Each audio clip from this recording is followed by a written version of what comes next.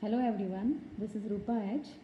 Welcome to the history chapter of the Mughal rule or Mughal Empire for class 7.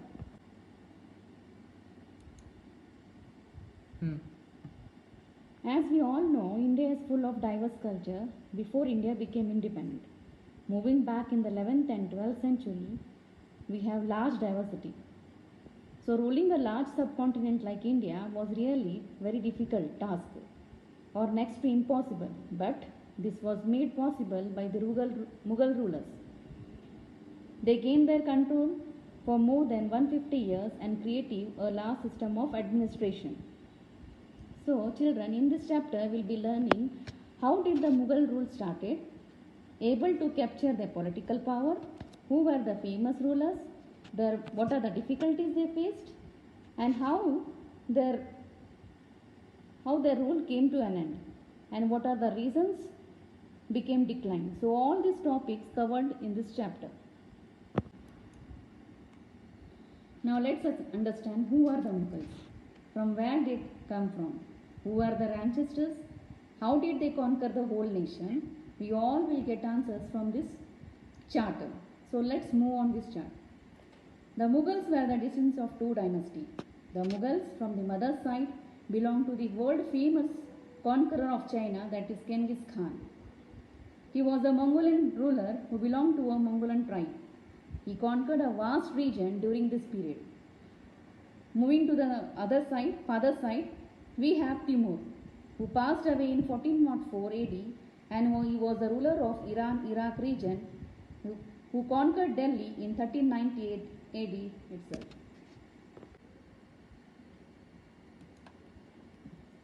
Now, with the help of the map, we will be learning about the military campaign which established Mughals.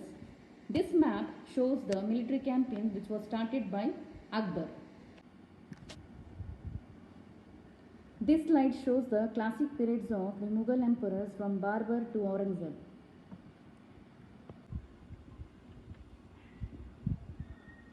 Now let's discuss the first Mughal emperor, that is Babur. Who is Babur? Babur came to India or captured India in 1526 AD. He belonged to the throne of Fargana, where he succeeded his father kingdom in 1494 AD. He was just 12 years old when he captured Fargana. His desire was to capture Samarkand, but due to invention of Uzbeks, he was forced to leave the place and wandered for different places, and finally he reached Kabul in 1504 AD. Later on, after 22 years, he reached Delhi and finally attacked the Sultan of Delhi Sultanate, that is Ibrahim Lodi, in the first battle of Panipat in 1526 and captured Delhi into his hands.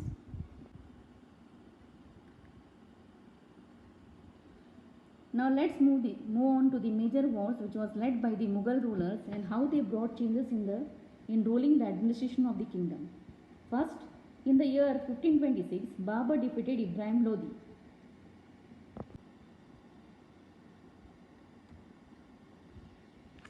And in 1528, he defeated Rana Sanga at the Battle of Khanwa, who was the ruler of Mewar and became the ruler of central India.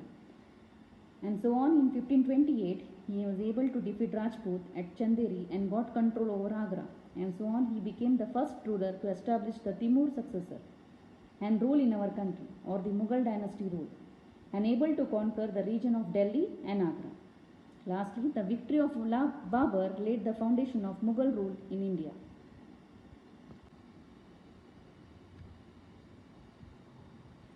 Now, move on to the next Mughal emperor, that is Humayun, the successor of Babur. Humayun has to face many difficulties and was unfortunate because he ruled for less period of time. From 1530 to 1540, he became the ruler.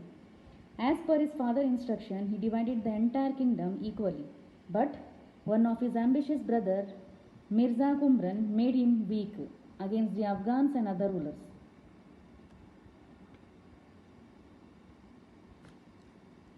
Humayun was defeated by Sher Shah Suri in the Battle of Chausa in the year 1539, and 1540 the Battle of Kannauj. With this, the full control of Delhi went in the hands of Sher Shah Suri, an established Sur dynasty, which forced him to flee to Iran.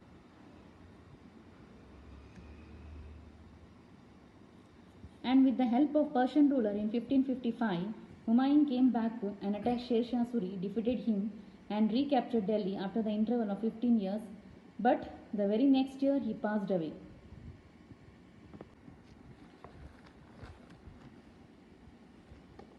After the death of Humayun, Akbar was the next Mughal emperor. Akbar was a title given to him by people.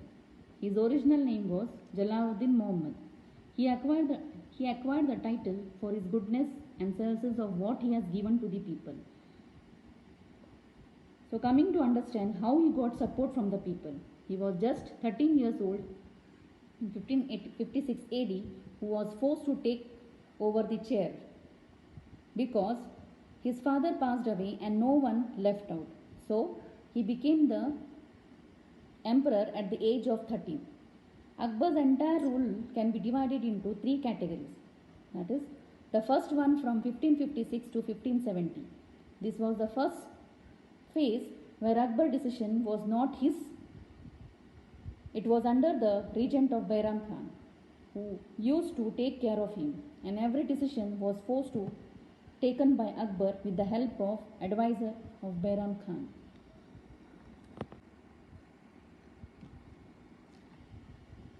The second phase period starts from 1570 to 1585, where Akbar started to act independently and attacked Suris, which was the capital of Chittor, Ranthambore, Malwa and Ajmer, suppressed the revolt of Mirza Hakim, who was his brother. So all these successes made Akbar name more popular. He always had a revolt from his half-brother Mirza and was ended in 1585 when they finally attacked Kandahar and recaptured Kashmir, and at the same time Hakim passed away.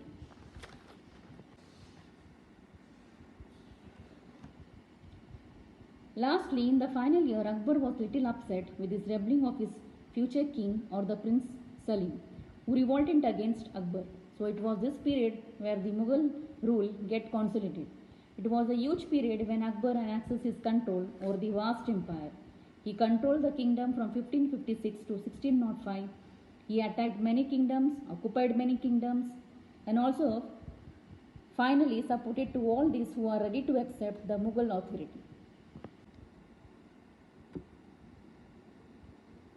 Akbar was succeeded by his son Jahangir. His childhood name was Salim. He had inherited a kingdom which was among the largest, most prosperous and perhaps the best organized in the medieval world. Military campaigns which were started by Akbar were continued by Jahangir.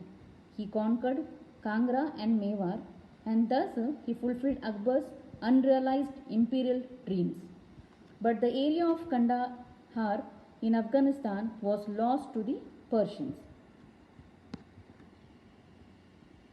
He was fairly successful as a ruler. He continued the sound administrative system and policies of Akbar.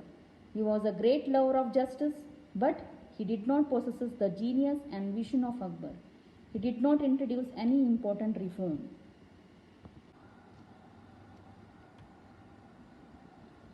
Now here comes the fifth Mughal emperor was Shah Jahan.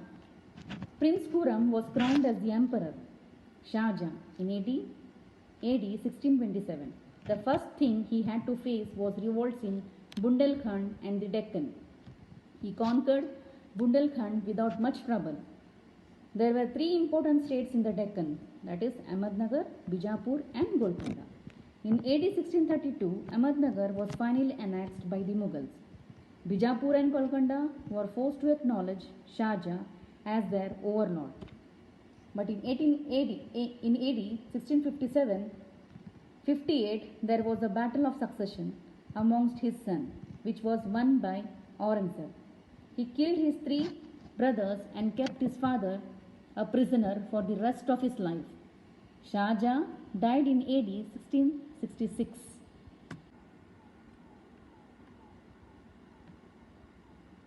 Shah Jahan reign, he is remembered for his architectural activities, the Peacock Throne and the Kohinoor Diamond. He is known as the Engineer King for his excellent architectural activities. He built the famous Taj Mahal and Moti Masjid at Agra and the Red Fort and Jama Masjid in Delhi.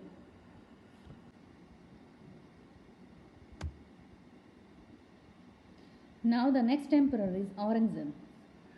Aurangzeb ascended the throne in AD 1658 after a bloody war of succession. During his reign, the Mughal Empire expanded and became the largest single state India had ever thrown. By the end of the 17th century AD, it stretched from Kashmir in the north to Karnataka in the south, and from Hindu Kush in the west to Chittagong in the east. Aurangzeb's whole reign was about 50 years and was devoted to ceaseless wars in different parts of India. In AD 1663, he defeated the Ahoms in the northeast.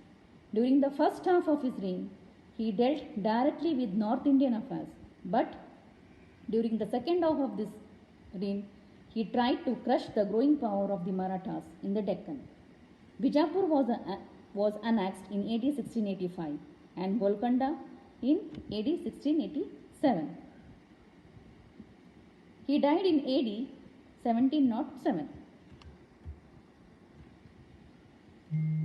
Aurangzeb had several outstanding qualities such as courage, patience, vitality, and perseverance. But he was a short-sighted person. He gave up Akbar's policy of religious tolerance.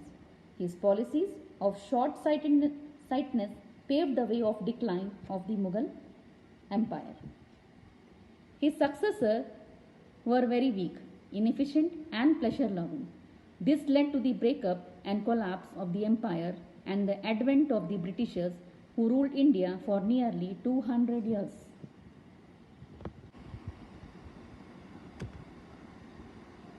Bahadur Shah Zafar was born on October 24, 1775, Delhi. He was the last Mughal emperor and a member of Timurid dynasty. He was the son of Akbar II and Lal Bhai, a Hindu Rajput. He became the Mughal emperor when his father died on 28 September 1837. Following his involvement in the Indian Rebellion of 1857, the British tried and then exiled him from Delhi and sent him to Rangoon in British-controlled Burma. He died on November 7, 1862 AD at Rangoon, British India, which is now in Burma.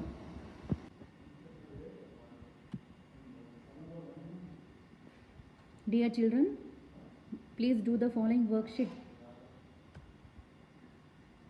Thank you.